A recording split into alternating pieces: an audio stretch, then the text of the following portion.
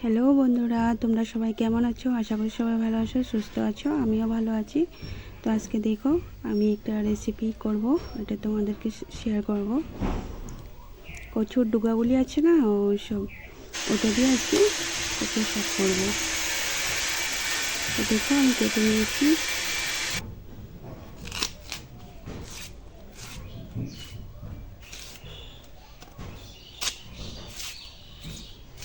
এই শাকটা খেতে না খুবই দারুণ লাগে।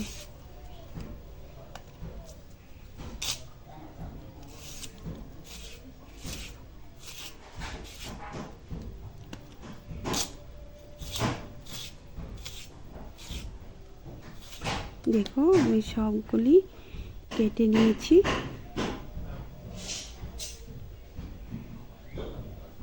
এখন এটা সিদ্ধ বসায় দিব।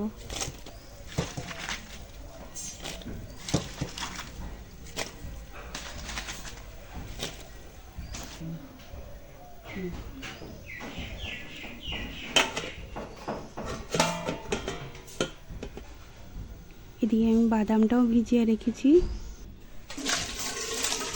সিদ্ধ হয়ে গেল আমার। এটার সাথে বাদামটা দিয়ে দিব।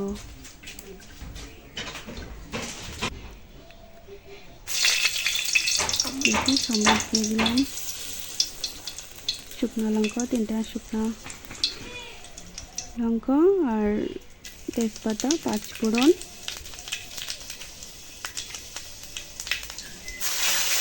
কাঁচা লঙ্কা, আদা দিয়ে দিলাম একসাথে।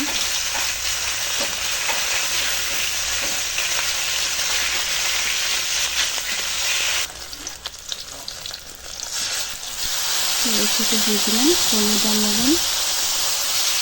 পরে দিব জিরে গুঁড়ো, চিনি দিয়ে দিব পরে। চিনিটা দিয়ে দিলাম।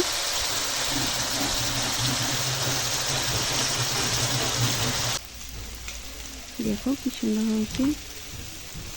তো বন্ধুরা, তোমরাও এমন করে ঘরে বানিয়ে খেও, দেখবি খুবই দারুণ লাগে খেতে।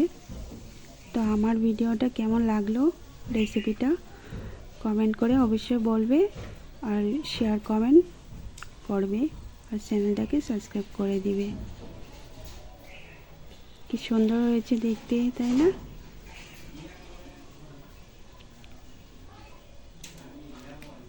এটাতে বাদাম না দিয়ে তোমরা কাঁচা বুটও দিতে পারো।